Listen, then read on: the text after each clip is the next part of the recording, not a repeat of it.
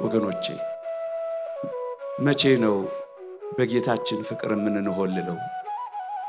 መቼ ነው በሙሽራችን ፍቅር የምንታሰረው?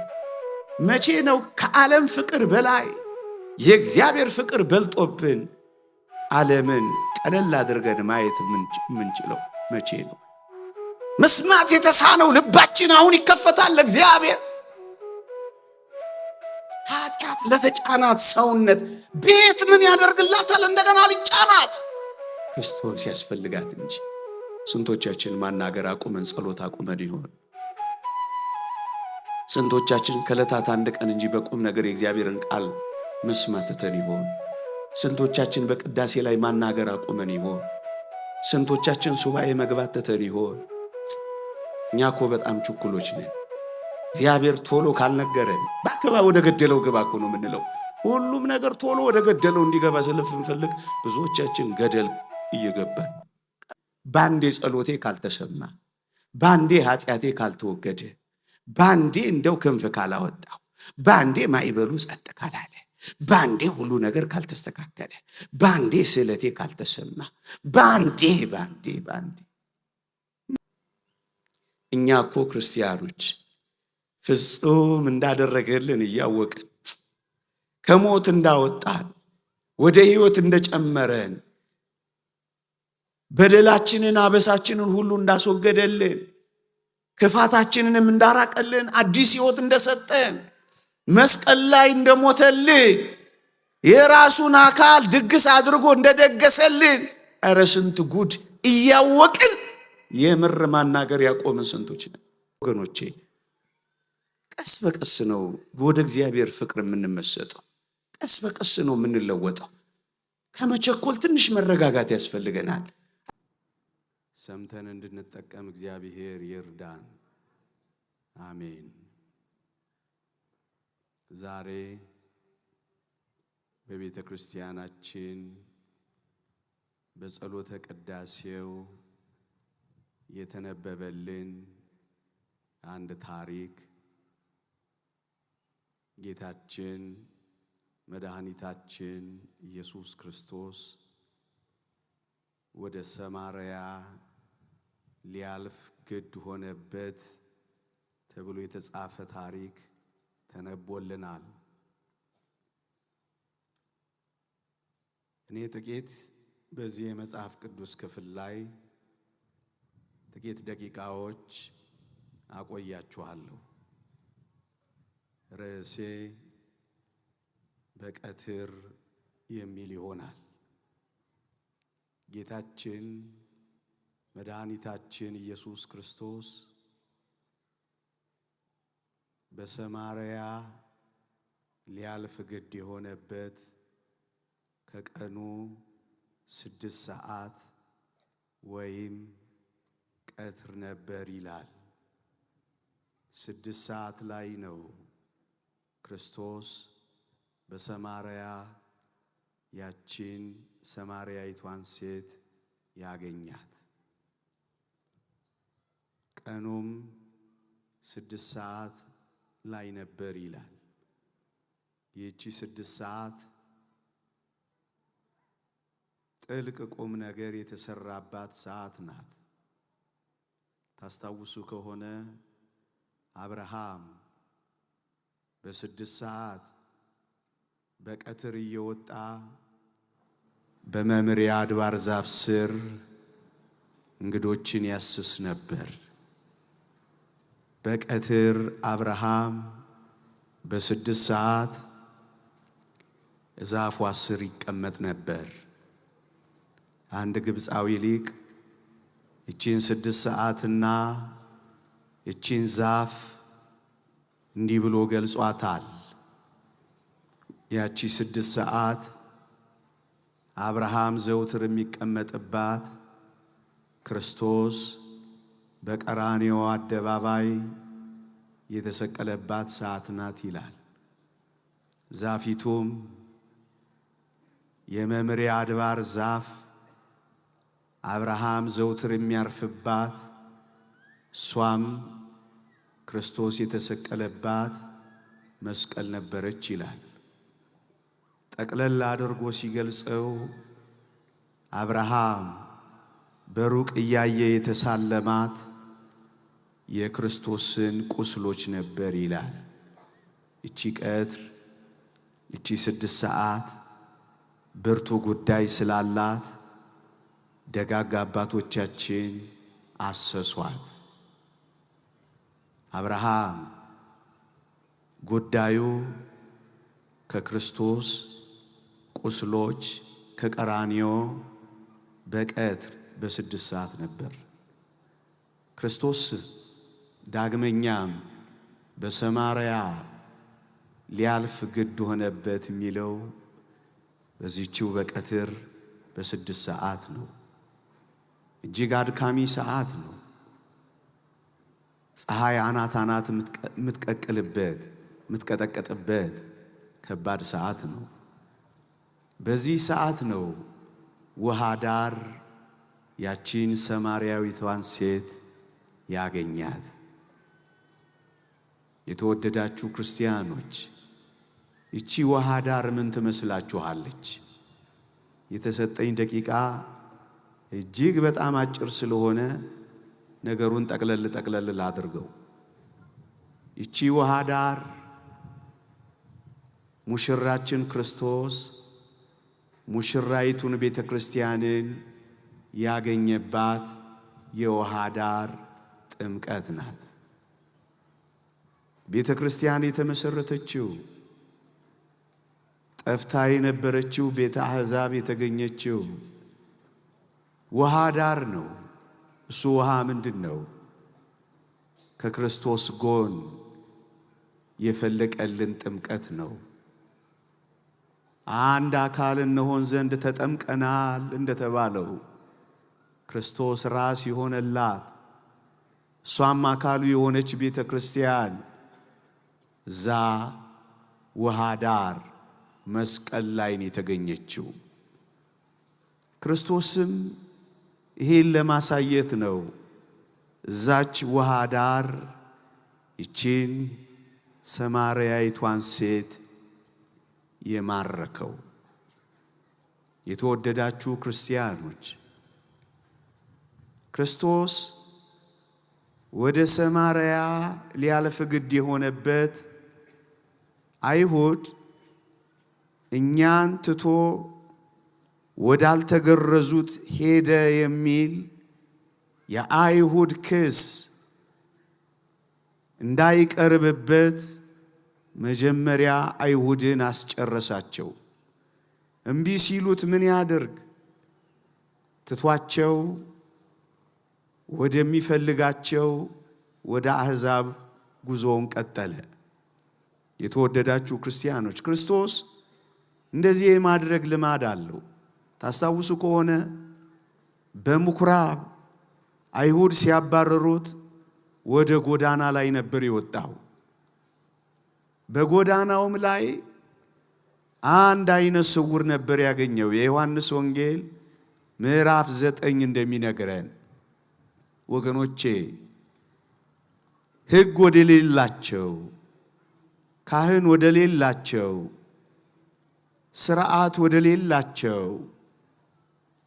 ታቦት ወደሌላቸው መስዋዕት ወደሌላቸው ጎዳና ላይ ወደሚርመሰመሱት ወደ አሕዛብ መውጣቱን የሚያመለክት ነው። ወደ ጎዳና ወጣ ይላል። ከምኩራብ ሲያባረሩት ምን ያድርግ? ወዳጄ ጥቂት ነግሮን እምቢ ካል እመነኝ ሌሎች አሉ ወደ እነሱ ይወጣል። ባጠገብ ሲያልፍ ካልያስከው ያሰፈሰፉት አሉ ያገኙታል። ቤተ መቅደስ ውስጥ ሲፈልገን ካጣን እመነኝ አይኑን የሚጥልባቸው አያጡም፣ ከዚህ ይወጣል። እግዚአብሔርን በሚገኝበት ጊዜ ፈልጉት፣ ቀርቦም ሳለ ጥሩት። ክፉ ሰው ሐሳቡን በደለኛም በደሉን ይተው ይላል። እግዚአብሔር ቀርቦ ሳለ የማይጠራው እግዚአብሔር እየተናገረ የማይሰማው እግዚአብሔር በረድኤት እየጎበኘው ለረድኤቱ ካልተመቸ ነው እመኖኝ ፈቀቅ ይላል ከኔና ከናንተ። ወገኖቼ ቤት ውስጥ ሳይሆኑ ውጭ ወደሚሉት ይወጣል። እመኖኝ ቤት ውስጥ ያለነው ካልተመቸነው ጎዳና ላይ ዓለም ላይ የሚንከራተቱትን የሚሰበስብበት ቀን ይመጣ ይሆን? ከንጽህና ርቀው እየሰማነው እየቀረብነው ንጽህናን እምቢ ካለው ከንጽህና ርቀው ርኩሰት ጎዳና ላይ ወድቀው ወዳሉት ወጣ ይል ይሆን ጌታችን? የተወደዳችሁ ክርስቲያኖች በትዳር ሕግ መጽናትን እምቢ ካል እቤት ያለ ነው እዚህ ያለ ነው የሰማን እንዳልሰማን የገባን እንዳልገባን ሆነን በትዳራችን አልጸና በሕግ ቃል ኪዳናችን አንወሰን ካል ርቀው ወዳሉት በውጭ ወዳሉት እነሱን ወደ ማምጣት ይመጣ ይሆን ክርስቶስ? ዕጣኑ ጢስ ሆነን ካልገባን ምናልባት ሺሻ ውስጥ ያሉትን ያመጣ ይሆን ክርስቶስ? ወደ እነሱ ፈቀቅ ሊሆን ክርስቶስ? እየፈለገን መጥቶ አልፈለግ ካልን ወዳልፈለጉት ያልፍ ይሆን ክርስቶስ? በሰማርያም በምኩራብም የሆነው እንደዚህ ነው። በዚህ ዘመንም እየተናገርንለት ካልኖርንለት እየቀደስንለት ካልተቀደስንለት እየሰማነው ካልተለወጥንለት አጠገቡ ሆነን ከጠፋንበት እግዚአብሔር ሌሎች የጠፉትን መፈለጉ አይቀርም። አንዲት ነፍስ ፍለጋ በሷም ብዙዎችን ማጥመጃ በቀትር በ6 ሰዓት ወደ ሰማርያ ሊያልፍ ግድ ሆነበት። ባጭሩ መሞት ግድ ሆነበት። መከራን መቀበል ግድ ሆነበት። መራራ ሞትን መጠጣት ግድ ሆነበት። መቸንከር ግድ ሆነበት። ያን ሁሉ ስቃይ መቀበል ግድ ሆነበት። እንዴት ያስደንቃል! እሱን ነው ግድ ሆነበት የሚለው። ምን አስገደደው? ፍቅር ነው ያስገደደው። ያው ምግባረ ክፎች መልከ ጥፎች ጀርባ ሰጪዎች ወንበዴዎችን የሚወድ ፍቅር ምን አይነት ፍቅር ነው ወገኖቼ? ጠላቶችን የሚፈልግ ፍቅር ግድ ሆነበት። ባህሪው ፍቅር ስለሆነ ነው። ወደ ሰማርያም ሊያልፍ ግድ ሆነበት። ወገኖቼ ቅዱስ ዮሐንስ አፈወርቅ አንዲት አስደናቂ ነገር ይጠቁመናል እዚህ ጋር። ምን ይላል? ለሌሎች መዳን የሚደክም ሰው አንዳች ታላቅ ዋጋን ሳይጠብቅ ፈቃዶቹን ሁሉ ገጥቶ ሊሰራ ይገባል ይላል። ጥቂት ጌታችን ወደ ሰማርያ ሲያልፍ ይህችን ሴት ሰማርያይቷን ሴት እንዴት ወደ ሕይወት እንደመለሳት መነጋገር የምንችለው ክርስቶስ እንዴት ማገልገል እንደጀመረ እንዴት አገልጋይ እንደሆነ ጥቂት ሳሳያችሁ ነው። ፈቃዶቹን ሁሉ ያልገታ አገልጋይ ሰውን ሊማርክ አይችልም ወገኖቼ። ክርስቶስ በእንስሳት ትከሻ ላይ ተጭኖ አልመጣም። እንደምታውቁት በእግሩ ደክሞት ነበር ይላል። በእግሩ ነበር የኳተነው። ቀላል መንገድ አልነበረም። ፈቃዱን ሁሉ ገቶ የሚያገለግል አገልጋይ ነፍሳትን ለክርስቶስ መማረክ የሚችለው ፈቃዱን ገታ አድርጎ እንደ ጌታችን ሲያገለግል እኮ ነው። ከቅምጥልነት ሲርቅ ነው እንዴ። በጣም ብርችንችን ያለ ቅምጥልነት ውስጥ እያለን የምንማርከው ነፍስ ይኖረናል ወገኖቼ። እኛ እኮ አንዳንድ አገልጋዮች እኮ ገና መኪና እያማረጥን እኮ ገና ብራንድ እኮ እያለያየን። ታዲያ እንዴት አድርገን ነፍስን ማርካለን ወገኖቼ? ዓላማው ሌሎችን ለማዳን የሚደክም ሰው አንዳች ታላቅ ዋጋን ሳይጠብቅ ፈቃዶቹን ሁሉ ገቶ ሊሰራ ይገባል የሚለው ነው። ክርስቶስ መሰረታዊ ከሆነ ነገር እንኳን አልያዘም። ይቺ ሴት ምን እንዳለችው ታስታውሳላችሁ? የውሃ መቅጃ እንኳን እኮ የለህም አለችው። አይገርም? ምንም የሌለው ምናልባት እንደ ጌታችን ምንም የሌለን እስክንሆን ድረስ ባዶ ልንቀር አንችልም፣ ስጋውያን ነን። ግን ቢያንስ የምእመናንን ነፍስ ሊማርክ የሚችል ስብዕናን ግን መገንባት አለብን። ለዚህ ዓለም ግን ተንበርካኪዎች መሆን የለብንም። ክርስቶስን ተመልከቱት። የሚቀዳበት መቅጃ አይደለም። ደቀ መዛሙርት እንኳን የሄዱት ተርበው እንጀራ ሊገዙ ነበር የሄዱት ይላል። ምግብ ያን ያክል እኮ ብርቅ አይደለም። አሁን የሚያጋድል ስንቅ እኮ ያን ያህል ቁም ነገር እኮ አልነበረም። ምእመናንን የሚያስረሳን ማዕዳችንም ያን ያክል ሰፊ ቢፌ መሆንም አይጠበቅበትም። የሌሎችን ነፍስ ለማዳን የሚተጋ ሰው ፈቃዶቹን ጥቂት እንኳን ካልተገጣ እንዴት አድርጎ ነፍሳትን መማረክ ይችል ይሆን? ይቅርታ አድርጉልኝ። ምናልባት በዚህ ዘመን እንደኔ ያለው ደካማ ሰው ብዙዎቻችሁን መማረክና ለእግዚአብሔር መቅረብ ያልቻልነው ፈቃዳችንን መግታት አቅቶን ይሆን? በዓለም ካለው ስግብግብነት እኛም ጋር ያለው ስግብግብነት በልጦ ይሆን? አላውቅ። ክርስቶስን ግን ተመልከቱት። ማደሪያም መብያም ማጌጫም መዋቢያም አልነበረው። ልብሱም አንድ ቅያሬ የሌለችው። ምእመናን ምናልባት ክርስቶስ እዚህ ጋር የሚያስተምረን አስደናቂ ነገር የሰማርያይቷን ሴት ነፍስ ብቻ ነበር የፈለገው። ወገኖቼ ምእመናን እናንተ እንድትድኑ እንጂ የእናንተ የሆነውን ገንዘብ ልንፈልግ እንደማይገባን እንነግራችኋለን። በእርግጠኝነት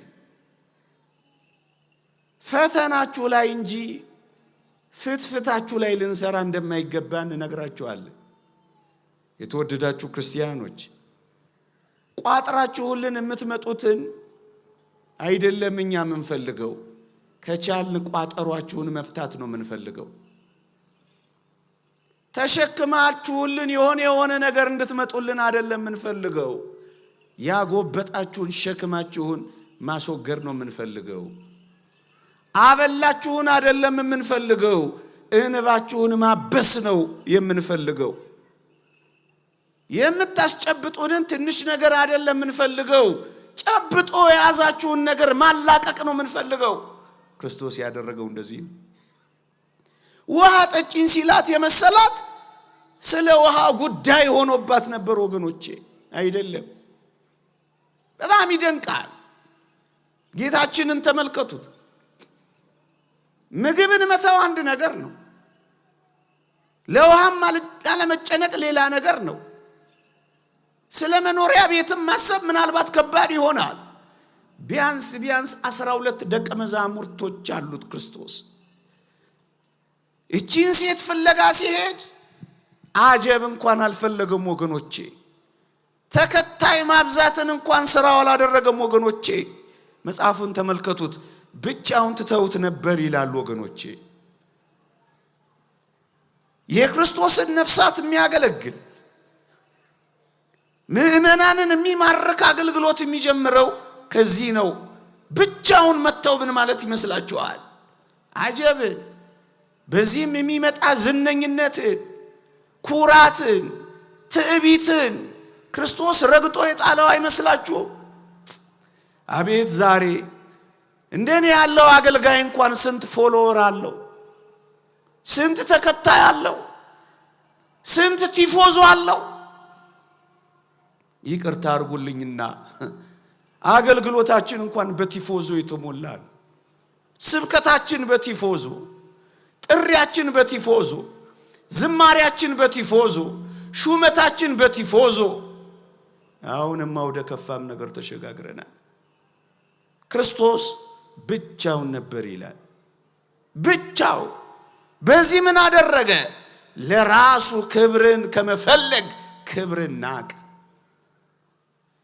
ክብርን የማይንቃት ሰው ክብር አትከተለው። በግድ አክብሩኝ የበዛው እኮ ለዚህ ነው። ልታይ ማለት ክርስቶስ ብቻውን ነው እቺን ነፍስ የማረካት። ምንም ነገር ሳንተው እንዴት ለክርስቶስ ብዙ ነፍሳትን ልናስቀርለት እንችላለን? የወጣውን ሕዝብ ማስገባት እንችላለን። ጭራሽ እየወጣብን እኛን ሲያየን እየተበሳጨብን መንገድ ላይ ሲያየን እያቋረጠ እየሄደ ተው ነገር ሌላ ነገር እንዳይመጣ እቺን ነፍስ የማረካት ክርስቶስ ፈቃዱን ሁሉ ገጥቶ ለሌላው ሁሉ ደክሞ ነው። ወገኖቼ እንዴት ሊያስተምራት ይችላል? አንዲት ነፍስ ያውም ከአሕዛብ ወገን የሆነች ያውም ሴት። ምእመናን ይህ ምን እንደሚያስተምር ታውቃላችሁ? በተለይ እንደኔና እንደኔ ላለው ጥቂት ላገልግል ለሚለው ለሚሽጨረጨረው መምህራን እንዳስተማሩት እኮ ነው ደሃ ሀብታም ሳንል እንድናስተምር። ይህቺ ሴት በቀትር ውሃ እየተመላለሰች የምትቀዳ የምትልከው አገልጋይ እንኳን የሌላት ደሃ መሆኗን ያስታብቅባታል። በቀትር በጠራራ ፀሐይ በእስራኤልም በሰማርያም በይሁዳም ውሃ ይቀዳል። ወይ በማለዳ ወይ በምሽት ነው የሚቀዳው። እቺ ሴት ግን በቀትር የምትቀዳው ጉዳይ ድብቅ ጉዳይ ስላላት ነው። እኔ ግን የምፈልገው ደሃ መሆኗን የሚያሳየው የምትልከው ሰው የሌላት መናጢ ናት። ክርስቶስ የፈለገው እንደሱ ነው። ይሄ ምን ማለት ይመስላችኋል? ደሃ ሀብታም ሳንል እንድናገለግል የሚጠቁመን አይመስላችሁ? ዘርም ሳንመርጥ ዕብራዊ ሆነች፣ ሰማርያዊ ሆነች፣ ሕዝብ ሆነች፣ አሕዛብ ሆነች፣ ጠቆረች፣ ቀላች፣ እጇ ለሰለሰ፣ ሻከረ፣ መኪና ነዳች፣ ያለ ጫማ መጣች፣ ለአገልጋዮች ምንም አይደለች። ነገሩ የተገላበጠ ይመስላል። ክርስቶስ ይቺን ነፍስ የማረካት እንደዚህ ነው። ደሃ ሀብታም ሳይል እያስተማረ፣ ዘር ሳይቆጥር እያስተማረ፣ ከሐዘን እስከ ደስታ ከሰርግ እስከ መቃብር ነው ክርስቶስ ያስተማረው። እንደውም ከሰርግ ይልቅ የለቅሶ ቤቱ አገልግሎት የክርስቶስ እንዴት ውብ ነበር ወገኖቼ። እናም እንደዚህ የሚያገለግል ነው ነፍሳትን የሚማርከው። ክርስቶስ ያገለግል አሳ አጥማጁ ጴጥሮስ ጋር ያቀረበው ያለቀበት ዶኪማስ ጋር 4 እጥፍ ልመልስ ያለው ዘኬዎስም ጋር አገልግሏል። እንደ ቅዱስ ጴጥሮስ ደሃ ደግሞ እንዳቀረበው ያለቀበት መካከለኛ ደግሞ 4 እጥፍ ልመልስ እንዳለው ኢንቨስተር እንደ ዘኬዎስም ሁሉም ጋር ክርስቶስ ያው ነው። እኛ በዚህ ዘመን ያለን አገልጋዮች እንደዚህ እንሆን። አሁን እንደውም ይሄ ዘመን የደሃ ደሃ ብሎ ሁሉ ያስቀምጠዋል። ጎብኘት የሚያደርጋል ይኖር ይሆን? ነፍስ ለምን በደንብ ማጥመድ አቃተን? ፈቃዳችንን ሁሉ ገተን ማገልገል ስላቃተን ይሆን? ብቻ ምን አለፋችሁ ይቺ ሰማርያዊቷ ሴት በብዙ የባል ችግር ስትንገላታ ነበረች። አሁን ግን አስተሳሰቧን የቀየረ ውሃ ዳር ላይ የነፍሷን ሙሽራ አገኘች። እናንተ ምእመናን የነፍሳችን ሙሽራ ውሃ ዳር በጥምቀት አግኝተነዋል። በመስቀል ላይ አጭቶናል። በጥምቀት ደግሞ አካሉ አድርጎናል። ውሃ ዳር አግኝቶናል ሁላችንንም። አንድ ሊቅ የነፍሷን ሙሽራ ውሃ ዳር አገኘችው ይላል። በባል ዘንድ ታስራ መከራዋን ስትበላ የነበረችው ይህቺ ሴት አሁን በሙሽራዋ በክርስቶስ ፍቅር ታሰረች። ወገኖቼ መቼ ነው በጌታችን ፍቅር የምንሆልለው? መቼ ነው በሙሽራችን ፍቅር የምንታሰረው? መቼ ነው ከዓለም ፍቅር በላይ የእግዚአብሔር ፍቅር በልጦብን ዓለምን ቀለል አድርገን ማየት የምንችለው መቼ ነው? እቺ ያደረገችው እንደሱ ነው ወገኖቼ። ጥቂት ነገሮችን ላንሳና ሰዓቴ እንዳያልቅብኝ በጊዜ እንድጠቀም ጥቂት ነገሮችን አንስቼ ላብቃ። እርግጥ የተሰጠኝ ደቂቃ ቫት እንደሚኖረው አስቤ እንጂ ሰዓቱ አልቋል። መቅደሙን በመናገር ፈጅቼዋለሁ። የአውቶቡስ ተራው መምህር ትንሽ ቫት ከጨመሩልኝ ልቀጥል። ባይጨመርም ይበቃል። ብዙ ነገር አያስፈልግም አይደል? ዝማሬው መዝሙር ነው። ማይጠንቱ ስንት ነገራችንን እያረመልን እያከመን ነው አይደለም? በነገር ብዛት ነው፣ በመራቀቅ ነው። እዚህ በመምጣታችን እንኳን ፈውስ ነው። እውነት አዘን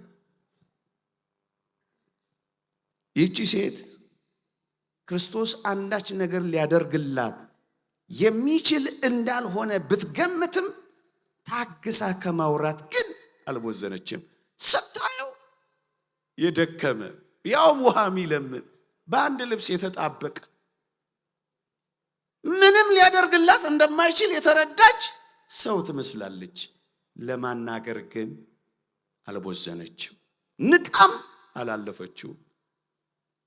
እንደ ነገሩም ጣል አላረገችው። ምን አረገች? ሰማችው። ያውም በጠራራ ፀሐይ በዛ ግለት ስር ቁጭ ብላ መማር ምን ያህል ይደንቃል።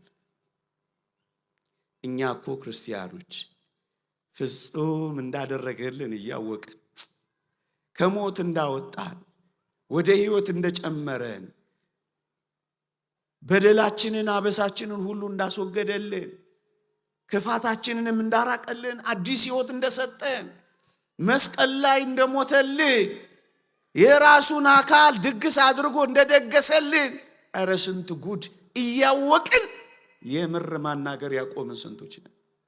የምር ታናግረዋለህ በጸሎት፣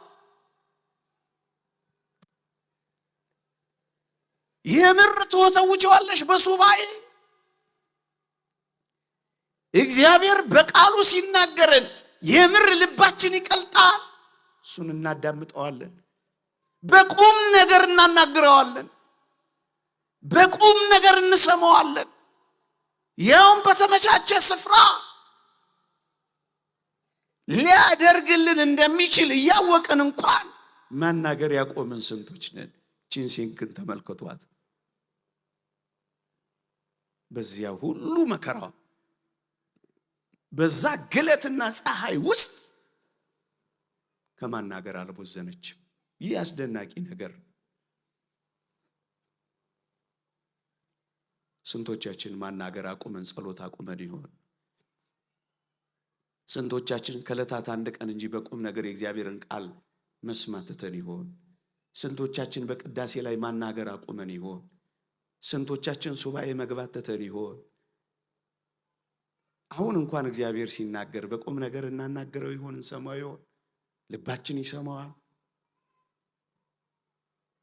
ጌታችን መድኃኒታችን ኢየሱስ ክርስቶስ ለዚህ ሴት ሁሉን በአንድ ያላስረዳት በሞት ይስሙኝ። ቅዱስ ኤፍሬም ሶርያዊ ምን ይላል? ጌታችን ከሳምራዊቷ ሴት ጋር በተነጋገረ ጊዜ በንግግራቸው መጀመሪያ ማንነቱን አልገለጠላትም። መጀመሪያ ያየችው ውሃ የጠማውን ሰው ነበር። ከዚያም አይሁዳዊ፣ ከዚያም መምህር ረቢ፣ ቀጥሎ ነቢይ፣ ከሁሉም መጨረሻ መሲሁን አየችው ይላል። ቀስ በቀስ ነው የገለጸላት። እኛ እኮ በጣም ችኩሎች ነን። እግዚአብሔር ቶሎ ካልነገረን በአከባ ወደ ገደለው ግባ እኮ ነው የምንለው። ሁሉም ነገር ቶሎ ወደ ገደለው እንዲገባ ስለምንፈልግ ብዙዎቻችን ገደል እየገባን። ቀስ በቀስ ነው እግዚአብሔር የሚሰራው። ቀስ በቀስ ነው የሚያሳውቀን። ባንዴ ጸሎቴ ካልተሰማ፣ ባንዴ ኃጢአቴ ካልተወገደ፣ ባንዴ እንደው ክንፍ ካላወጣው፣ ባንዴ ማይበሉ ጸጥ ካላለ፣ ባንዴ ሁሉ ነገር ካልተስተካከለ፣ ባንዴ ስዕለቴ ካልተሰማ፣ ባንዴ መች እንደዚህ አለ። እዩት እንዴት ቀስ በቀስ እንደገለጠላት። እንደውም ቅዱስ ኤፍሬም ይደነቃል። ውሃ የተጠማውን ሰው አለ በንግግር ልትረታ ሞከረች ይላል። መቅጃ የለ ምንጥስ ቅብጥርስ እያለች ልትረታው ሞከረች ይላል። ይሄ ብቻ አይደለም፣ ቀጠለችና ከአይሁዳዊው ጋር ዘር ቆጠራ ገባችና ለአይሁዳውያን ያላትን ጥላቻ አሳየች። የሷን ደግሞ ነገር ተመልከቱት። ክርክር፣ ከክርክር ቀጥሎ ጥላቻ። እንደገና ከመምህሩ ጋር ደግሞ ተከራከረች። አባቶቻችን ነግረውናል። ክርስቶስም ማስረዳት በዚህ ተራራ የማትሰግዱበት ጊዜ ይመጣል ብሎ እቅጩን ነገራት። ከመምህሩ ጋር ግን ተከራከረች። መጨረሻም ባልሽን ጠርተሽ ደይ ሲላት አንድ ድብቅ ምስጢር ሲነግራት ነብይ ብላ ደግሞ ወደ መጥራት መጣች። ከዛስ ምስጢሩንና ጉዷን ሲነግራት ከነብዩ እግር ስር ተንበረከከች ይላል። መጨረሻ መሲሁን ወደደችው ይላል። በሞቴ ልድገምላችሁ። ምን አደረገች? በንግግር ልትረታ ሞከረች፣ ጥላቻ አሳየች፣ ተከራከረች፣ ከነብዩ እግር ስር ተንበረከከች፣ መጨረሻም መሲሁን ወደደች ይላል። ቀስ በቀስ ወገኖቼ፣ ቀስ በቀስ ነው ወደ እግዚአብሔር ፍቅር የምንመሰጠው። ቀስ በቀስ ነው የምንለወጠው። ከመቸኮል ትንሽ መረጋጋት ያስፈልገናል። አባቶቻችን ብዙ ደጅ መጥናት እኮ ተከትሏቸዋል ወገኖቼ። ፀሐይ እስካሁን አለች እስከ ማለት ደርሰዋልና አባ መቃርዮስ የክርስቶስ ብርሃን ውስጥ እየኖሩ ፀሐይ ትውጣ አትውጣ እስከማያውቁ ድረስ ደርሰዋል። ሰው ሴት ይሁን ወንድ ይሁን መለየት እስኪያቀታቸው ድረስ ደርሰዋል። እንደዚህ አይነት አስደናቂ ፍጽምና ውስጥ ገብተዋል። የዓለት ብልት እስከ መመርመር፣ የወፍ ቋንቋ እስከ ማወቅ፣ የንፋስ ሹክሹክታ እስከ መለየት ደርሰዋል። ግን ቀስ በቀስ ነው ክርስቲያኖች። ቀስ በቀስ ከሚያናግረን መምህራችን ጋር፣ ከሚያስተምረን አስተማሪያችን ጋር፣ ከክርስቶስ ጋር፣ ከአፍቃሪያችን አምላክ ጋር ጥቂት ቆይታ ካደረግን መሲሁን መውደድና እሱን መከተላችን አይቀርም። አትቸኩሉ። ቶሎ ብላችሁ ጀርባችሁን ወደ መስጠት አትሂዱ። ቶሎ ብላችሁ አትወስኑ። ጥቂት ጊዜ ታግሳችሁ ስሙት። ቀስ በቀስ መሲሁን አገኘችው። ክርስቶስ ለብዙዎች መጽሐፍ ቅዱስ ውስጥ ተመልከቱ፣ ቀስ በቀስ ነው ራሱን የገለጠላቸው። ለነሱ ቀስ በቀስ ከገለጠ እኔ ባንዴ ልወቀው ይባላል። እኔ አሁኑኑ ልረዳው ይባላል።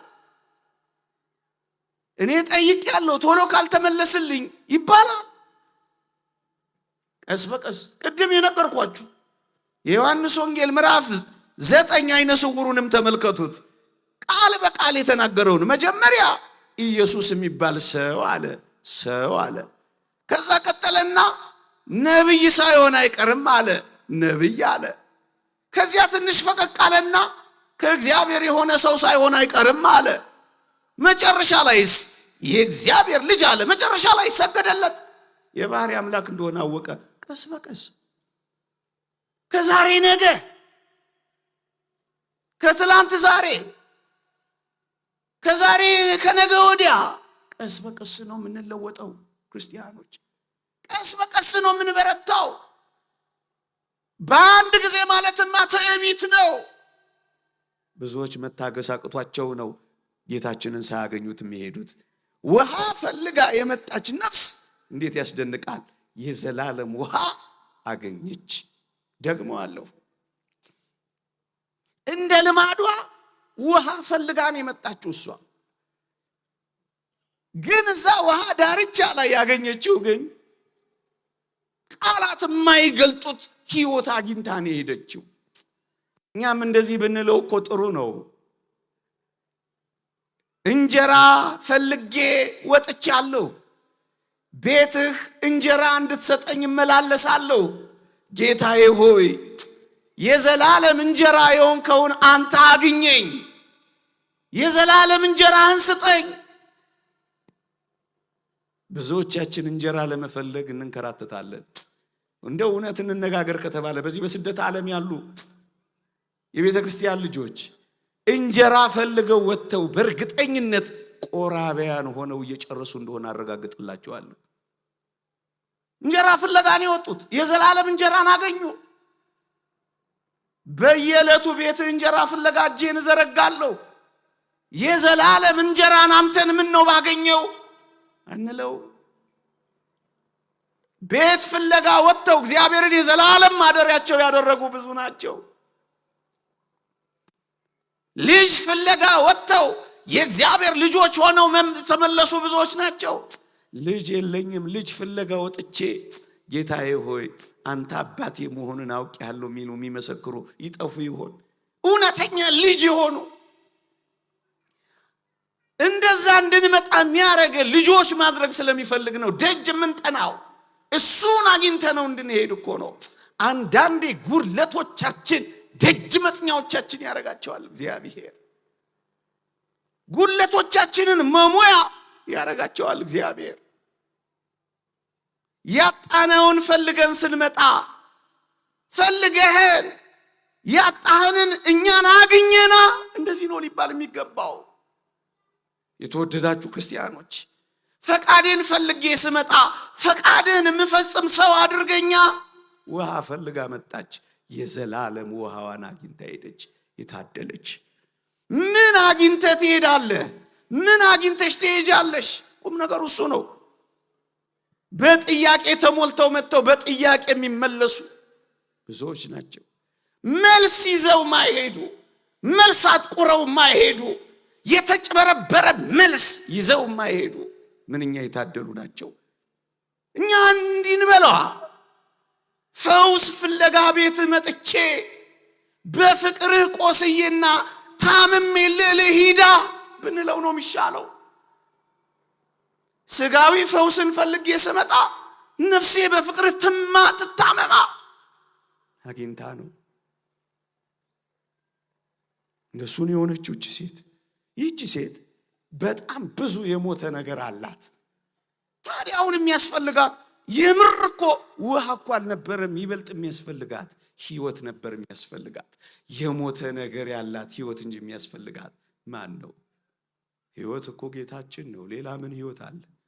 የሞተ ነገር ለበዛባት ለዚች ሀገር ከእግዚአብሔር በቀር ምን የሚያስፈልጋት ይመስላችኋል? ቅምጥልነት። ሕይወት እግዚአብሔር ያስፈልጋታል። ኃጢአት ለተጫናት ሰውነት ቤት ምን ያደርግላታል? እንደገና ሊጫናት ክርስቶስ ያስፈልጋት እንጂ።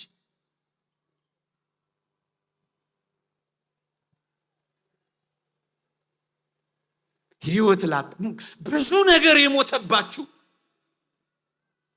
አንድ ቁም ነገር እንንገራችሁ። ብዙ ነገር ሞቶባችኋል። አንዱ እግዚአብሔር ግን ሕይወት ሊሰጣችሁ ፈቃዱ ነው። ኑ ወደ እግዚአብሔር። ውሸታችንን አይደለም። ይኸው ተመልከቱት። መቃብር ነው ለሱ። መቃብር ችግር ነው። ከመቃብር ሰው ሲያስነሳ ላያችሁ። እንኳን ከመቃብር ከመፍረስ ማስነሳት እኮ የሚችልበት አምላክ። ኃጢአት ነው በደሙ ያነጻው አይበቃንም? ምን ያቅተዋል? ላንተ የሚያቅት ነገር የለም የሚለውን ቃል አታምኑ። ብዙ የሞተ ነገር ያላችሁ ኑ ከሕይወት ጋር ተገናኙ። የደረቁ አጥንቶች እንዴት ሕይወት እንደዘሩ በዚያ በሕዝቅኤል መጽሐፍ አላነበባችሁም? እርግጠኛ ነኝ በጣም ብዙ የሞተ ነገር አለን። ፍቅር ሞቷቷል እቺ ሀገር። ከእግዚአብሔር በቀር ፍቅር ማን ሊሰጣት ይችላል? ግብር ብዙ ሰው ሊሰጣት ይችላል። ፍቅር ግን የሚሰጣት እግዚአብሔር እኮ ነው። ወደ እግዚአብሔር ልትመጣ እኮ ነው የሚገባው። ብዙ የሞተ ነገር ያለን ሕይወት እግዚአብሔር እኛን ይጠብቀናል። እንደሱን ያደርጋል። በጣም በተደጋጋሚ ትከሻዋ ጎብጧል ውሃ በመሸከም። አንድ ስዕል አለ፣ አስደናቂ ስዕል። እንደው ከዚህ ትምህርት ጋር አብሮ ቢሄድ እንዴት እንስራዋን እንደጣለችው እንዴት አጉጧት እንደነበር የሚያሳይ ነው። በጣም በብዙ ነገር የጎበጥን ሆይ በጣም ብዙ ሸክም እንደተጫነን በዚህ ዘመን ይሰማኛል። እነዚህን ሁሉ ነገሮች ብዙ ያጎበጣት ነገር ያላት ሴት ከሸክሟ የሚያላቅቃት እግሩ ስር የምትጥለው ፊቷ ቆሟል። እፊታችን ቆሞ መጣል እንኳን አቅቶናል። እንደገና ተሸክመ ነው መመለስ ርፍ ማለት አቅቶናል። ነፍሳችን ባንተ ባልሆነ በቀር በሌላ በማንም አታርፍም እንዳለው አውግስጢኖስ ማረፍ አቅቶናል። ምእመናን ማረፍ አቅቶናል። አንተ ከኔ ጋር ነበርክ፣ እኔ ግን ካንተ ጋር አልነበርኩም እንዳለው እሱ ፊታችን ቆሟል፣ እኛ ግን ፊቱ ቆመን ርቀናል። አውግስጢኖስ ነው እንደዚህ ያለው።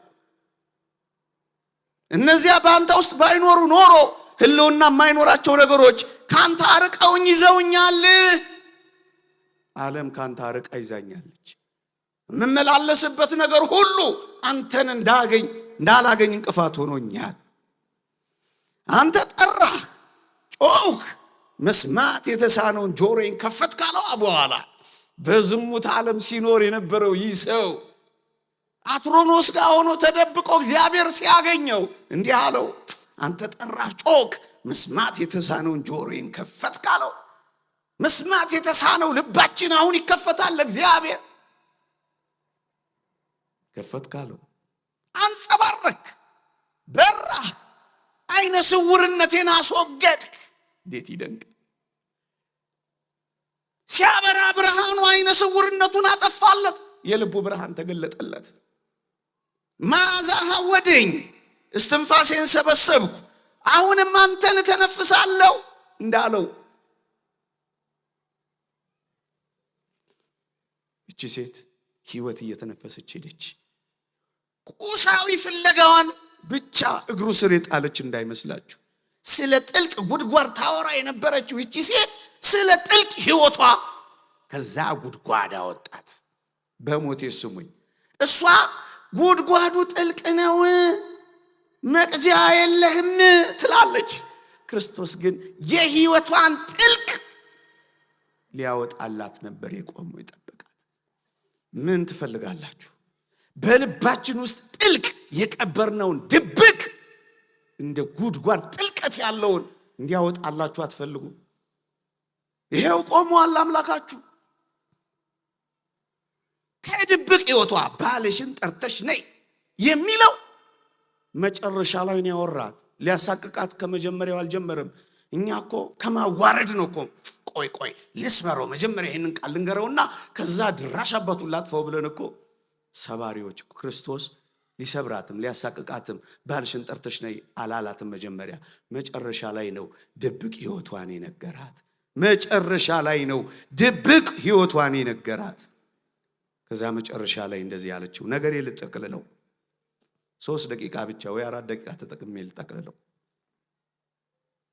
ባልሽን ጠርተሽ ነይ አላት። ባል የለኝም። እውነት ተናገርሽ አላት። 5 ባሎች ነበሩሽ ብሎ ማንም ሊነግረው የማይችለውን ምስጢር ከጥልቅ ሚስጥሯ ውስጥ ከድብቅ ሕይወቷ ውስጥ አተለተለባት። ያን ጊዜ ደነገጠችና ምን እንዳለችው ታውቃላችሁ? አንተ ነብይ እንደሆንክ አያለው አለችው። ደነገጠች።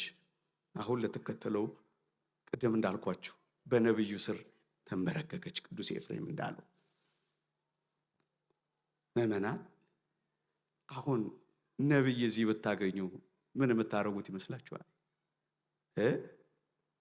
ነብይ ብታገኙ እዚህ ቃሉን ቁጭ ብላችሁ ትሰማላችሁ ወይስ እንደው መጨረሻ ምን ይሆን እንደው ንገረኝ ቁጭ እንደው እየለፋውበት ያለው ትዳር እጮኛ እንደው ንገረኝ እንደው በማግባት ነው የተናቀቀው እንደው ምን ታረግ? ነብይ ብታገኙ ምን ታረጋላችሁ? እንደው ሀብታም ነው ይሁን በዚህ አያያዜ እንዴት ነው እስኪ ንገረኝ። አንዳንድ ምስኪን ሰዎች እኮ የሚንከራተቱት እኮ እንደዛ እኮ ፍለጋ እኮ ነው። የተወደዳችሁ ክርስቲያኖች እቺ ሴት ነብይ እንደሆንኩ አያለው ካለችው በኋላ ስለ ጓዳዋ አልወተወተችው። ምን ያስፈልጋል? እሱን ካገኘች ሁሉ ነገር ይፈታላት የለ? ምን ያንከራትታል? ምን ያስወተውታል? በጣም የምትደንቅ ሴት እኮ ናት። ብዙ ጥያቄ አለባት። ይሞታል። አንድ ሰው አጠገቡ አስቀምጣለች። 5 ባሎች ሞተውባታል። ሌላ ደግሞ ጎረቤት አስቀምጣለች ይላሉ ሊቃውንት። ይሄ ያስቀመጥኩትስ በሚስጥር ቀስ ብላ ዱካንሳው ካልቀረ ብላ እግሩ ስር በርከክ ብላ ቁጭ ብላ እዚህ ጎረቤት ያስቀመጥኩትስ ቀስ ብለህ ንገረኝ ይሞታል ወይስ አይሞትም የምትለው አይመስላችሁ? ግን አላለችው። ምን አይነት ከእውቀትና ከመንፈሳዊ ልዕልና ጋር የተገናኘች ሴት እንደሆነች ይዋል። ስለ ጓዳዋም ይሞታል ወይስ አይሞትም ዝብዛቤ ውስጥ አልገባችም። ስለ ነገዋም ለማወቅ አልጓጓችም። መጨረሻ ምንድነው ንገረኝ ብላ እሰጥ አገባም አልገባችም እቺ ሴት። አቤትኛ ገዳማቱን የሞሉት የበቁ አባቶች ፍለጋ የሚንከራተቱት አቤት አቤት አቤት አቤት አቤት አቤት እንዴ! እኛ ቤት ወጥተው አንዳንድ ቤት የሚንከራተቱት ሰዎች እኮ ባህሪያቸው እኮ ይሄ ነው። የእግዚአብሔርን ቃል ሳይሆን ስልክ ቁጥር ሲሰሙ የሚውሉ አያሳዝኑ? ቴሌ ሴንተር ቢሄዱ አይሻላቸውም ነበር? ለዚህማ ምስኪኖች ያሳዝናል እንዴ! እቺ ሴት የሷን ታሪክ ረሳችው። ይሄን ምስጢር ሲነግራት የሷን ተወችውና የዚህን መሲህ ጉዳይ ማወቅ ፈለገች። በጣም የሚገርም ነው። ተለወጠች። እቺ ምስጢር ብቻ ለወጠቻት። ከዚያ ምን እንዳደረገች ታውቃላችሁ? በሞቴ እሱ መጠቅለያ ይሆን ፈጠን ፈጠን ብዬ ይሄን ከነገራት በኋላ እንስራዋን አስቀመጠች። ስለ ጓዳዋ ማውራት አልጀመረች። አበቃ። የተቀየረ ሰው የተለወጠ ሰው እንደዚህ ነው። ዘውትር ያን ችግር ያወራ እሱ ፊት ሲነዘንዝ አይከርምም። ተለውጧላ። ሌላ ማንነት ይዟላ። ከችግሩ በላይ መሆን ይጀምራላ። በሞቴ ስሟት። ማንንም ላለማግኘት በስውር የመጣችው ይህቺ ሴት ያደረኩትን ሁሉ የነገረኝ ኑና እዩ እያለች እየጮኸች በረረች። ከእንግዲህ በኋላ ምን ትሸፋፈናለች?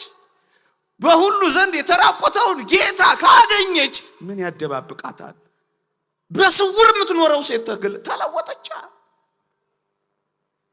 ይህም ብቻ ያደረገች እንግዲህ ማንንም ላለማግኘት ተደብቃ በፀሐይ በቀትር የወጣችው ማንንም ላለማግኘት ስለምትፈልግ ነው ይላሉ ሊቃውንት። 6 ሰዓት አይወጣም ያልኳችሁ ለዚህ ነው። እንደዚህ ተደብቃ የኖረችን ሴት ገለጣት። ይሄ ብቻ መሰላችሁ? ከሰው ትሸሽ የነበረችው ሴት ወደ የሰው በር እያንኳኳች ኑ እስኪ በአይነ ህሊናችሁ ሳሏት አሉ የሉም እያለች በር ከፍታ አየት አየት እያደረገች የምትወጣ ሴት እያንኳኳች መጥራት ጀመረች። ለምን? ተለወጠች። ለውጥ እንደዚህ ያደርጋል። ሁሉም በየቤታቸው ከገቡ በኋላ ውሃ ለመቅዳት የምትወጣው ሴት ሁሉንም ከየቤታቸው አተለተለቻ። ለውጥ ማለት ይሄ ነው። ተለወጠች። የምትልከው አገልጋይ የሌለት ደሃ ሴት ለክርስቶስ ሂጂልኝ ሳይላት መላክ ጀመረች። እንደዚህ ነው የሚሆነው። የሚለወጥ ሰው፣ እግዚአብሔርን ያወቀ ሰው እንደዚህ ነው የሚሆነው። ችግሩ ላይ አይታሰርም። በቃ ከዛ በላይ ይሆናል። ጮክ ብላ የምታወራው ምስጢር የሌላት ያቺ ሴት አሁን ነውሯን አልሰወረችም። ያደረኩትን ሁሉ የነገረኝን ብላ መለፈፍ ጀመረች። ኑሮዋንና ገበናዋን ደብቃ ይኖረች ሴት አሁን ግን ኑሮዋን ለማጥመጃነት ተጠቀመችዋ። ኑዩት ያደረኩትን ሁሉ የነገረኝን ማጥመጃ ያደረገችው፣ የወንጌል መንገድ መሳሪያ ያደረገችው። አዋቂ መስላም ለመመጻደቅ ክርስቶስንም በማግኘቷና በማወቋ ቀና ቀና ማለት ማልፈል ክርስቶስ ይሆንን አለች። አውቃለች እኮ አዋቂ መስላ ለመታየት አልፈለገችም። አሁን ጉዳዩዋ ከችግሩ አይደለም ከክርስቶስ ጋር ሆነ። የተወደዳችሁ ምእመናን ብዙ ችግር አለብን። ሊሆን የሚገባው ግን ጉዳያችን ከችግራችን ሳይሆን ከአምላካችን ጋር ቢሆን እንድናደርገው።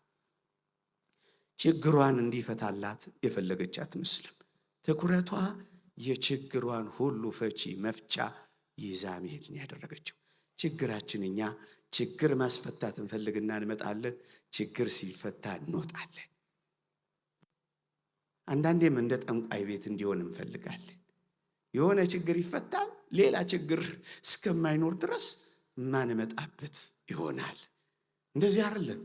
ትኩረቷን በዓለምና ከባል ጉዳይ ላይ ያነሳች ሴት ትመስላለች። ወገኖቼ ችግሯ እንዲፈታላት አይደለም ትኩረቷ፣ የችግሯን ሁሉ መፍቻ። ምእመናን የችግራችን ሁሉ መፍቻ እዚህ አለ።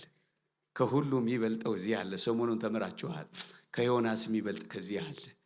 ጥበብን ከያዘ ከሶሎሞን ይልቅ የሚበልጥ የጥበብ መዝገብ ከሁሉ የሚበልጥ ከዚህ አለ። ከመላእክት የሚበልጥ ከዚህ አለ። ከመምህራን የሚበልጥ መምህር እዚህ አለ። ከነቢያት የሚበልጥ እዚህ አለ። ከሁሉ የሚበልጥ እዚህ አለ። እዚህ አለ። ከችግራችን በላይ መፍትሄ ያለው እዚህ አለ። እርሱን ስላገኘች ከዚያ በኋላ እሷ ከችግር በላይ መሆን ጀምራለች።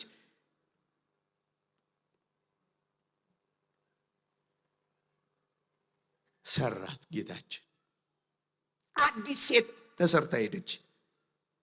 የተወደዳችሁ ክርስቲያኖች ችግር ከሷ የራቀ አይመስልም። የልቦናዋ አይን ግን በርቶ ሄዳለች። እቺን ሴት ቅዱሳት መጻሕፍት ዘኢንላይትንድ ዋን የበራላት ብለው ጠርተዋታል። በርቶላት ሄደች።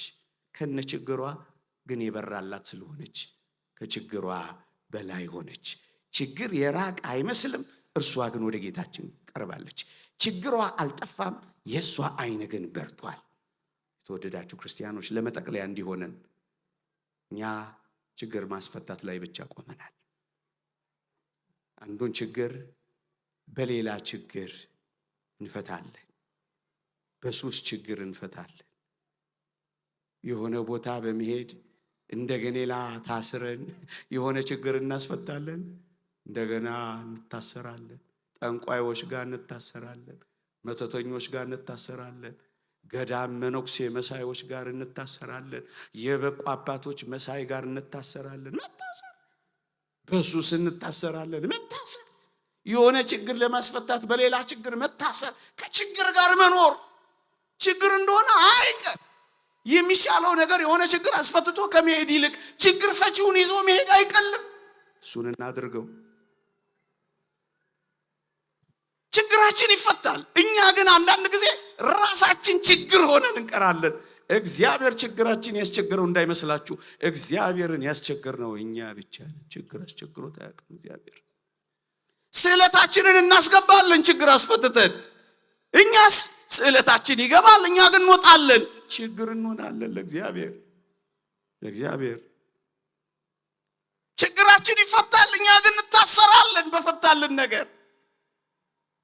ችግር እንሆናለን። ችግራችን ይርቃል፣ እኛም አብረን እንርቃለን።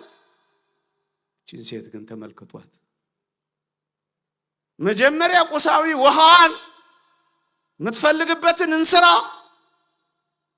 በአምላካችን በእግዚአብሔር ፊት ጣለች። ሁለተኛስ ችግሯን ሁሉ ጣለች። ሶስተኛና አስደናቂው ነገር ግን ራሷን ጣለች።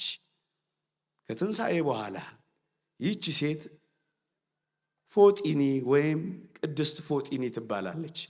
ከትንሣኤ በኋላ ከሁለት ወንዶች ልጆቿና ከአምስት ሴት ልጆቿ ጋር ወንጌልን ለማዳረስ ለማገልገል የሰማርያ ሰዎችን ብቻ አይደለም ያንኳኳቸው የጠራቸው፣ እንደገና ወደ ቅርጣግ ወደ ካርቴጅ ሄዳ ለዓለም ሁሉ ወንጌል ሰባኪን የሆነችው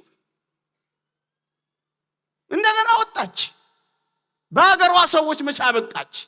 ሲገባ እንደዚህ ነው። ረፍት ያሳጣል፣ ያቃጥላል። እንደ ንስር ክንፍን ወስደን ብረር ይላል። ከልዋሪቆን እስከ ደማስቆ የእግሩ ሸወና እስኪነቀል ድረስ እንደተንከራተተው ጳውሎስ ያንከራተታል። አሳርፍም ወንጌል በረረች። በመጨረሻም በኔሮን ዘመን ከመላው ቤተሰቧ ጋር ሰማዕትነትን ተቀበለች። እንዴት አትሉኝም? ጉድጓድ ውስጥ ተጥላ ተጠናቀቀች። ጉድጓድ ውስጥ ላገኛት ሙሽራ ጉድጓድ ውስጥ ተሞሸረች። ይቆየን።